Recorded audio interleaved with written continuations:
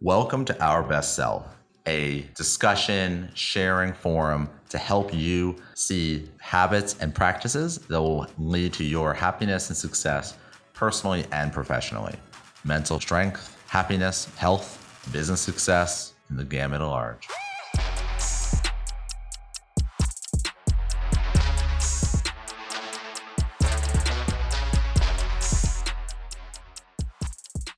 Sometimes our best self depends on the value we give to others. And one thing that I have been exploring and discovering is over my last 25, 28 years of building companies, building products, working for startups, being an industry, being a consultant, is something that is consistent and has become more evident to me. And that is the absolute number one thing you have to do if you want to bring a product to market and succeed is you need to be super niche. Niche equals nice. The more niche we are, the more precise we can give value to a specific customer and then build from there. Think of the great companies of this generation. We have Facebook, began only with college students in a specific college. Uber began only in a specific city, in a specific part of the city, for a single type of car. Yes, these companies expanded their offering, but they expanded the offering to fit expanded demographics. Now, if you are building something and bringing something forward, whether it is a podcast, you're writing a book, you have built an online direct-to-consumer product, or you are simply trying to serve on a community level to build and create good community, good care for any cause, you must be specific. And I want to break this down for you because this was a challenge for me. And despite my constant examples and clear visual demonstration of this fact, I too have pursued at a broad level programs and business services and have seen it stagnate and fail and not grow to what I think the potential is. I have seen that in online coaching programs that I have done, where I made them incredible, great value, hugely transformative. Right? Everybody should do it. And so I marketed to everybody, and nobody bought it.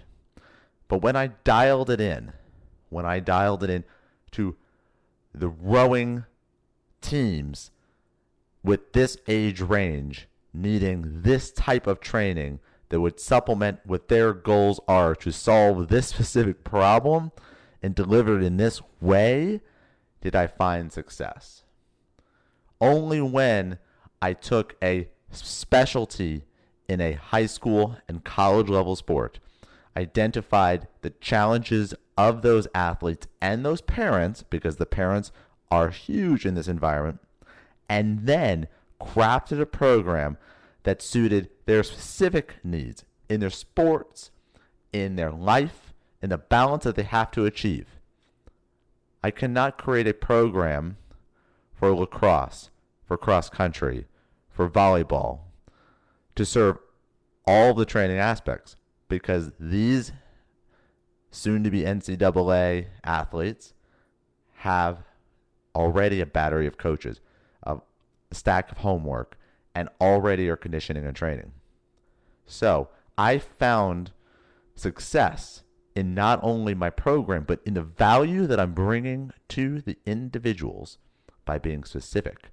I've been able to create a cross-country program that has elevated and accelerated individuals. It doesn't take away from the cross-country coaching. In fact, it depends upon them. If you're going for lacrosse, there are specific things that my programs that are built for lacrosse, boys, of a certain age range and a certain competitive level will succeed with when they are provided with it. And so I'm giving these examples of specificity and nuances because of my lessons and what I have uncovered. So here is a framework for you.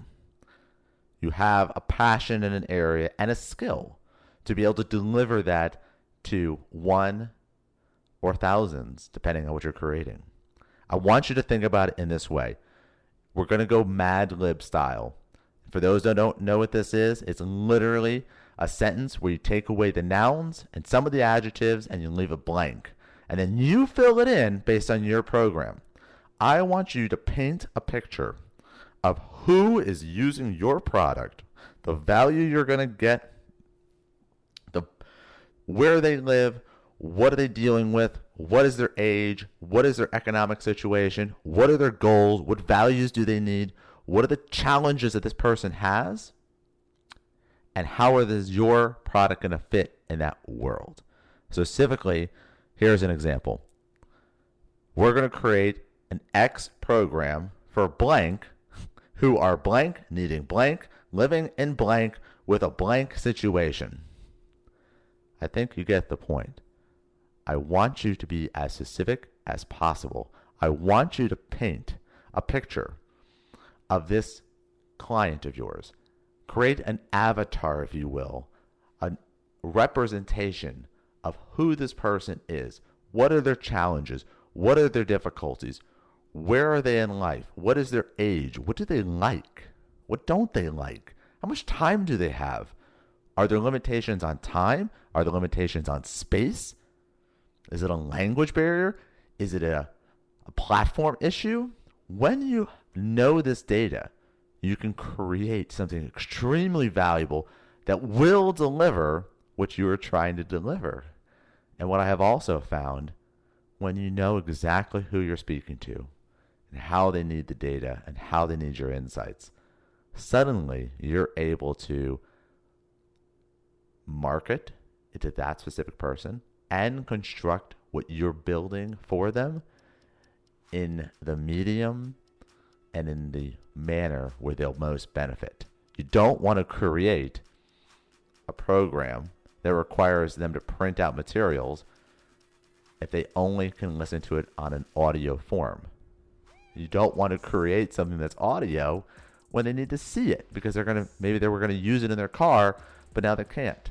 So you need to consider these factors, and when you know your avatar and when you be specific, the niche equals nice equation will absolutely build your foundation of success. And then yes, please expand your offering with specificity for those that will also gain value and build from there.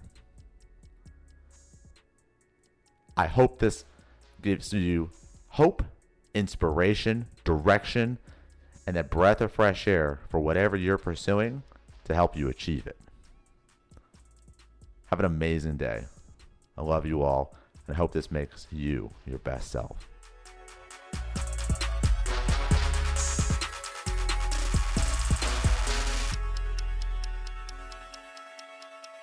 Thank you for listening to Our Best Self podcast. This is a passion project where I'm sharing the daily writings and studies from around the world and best that I can find for you.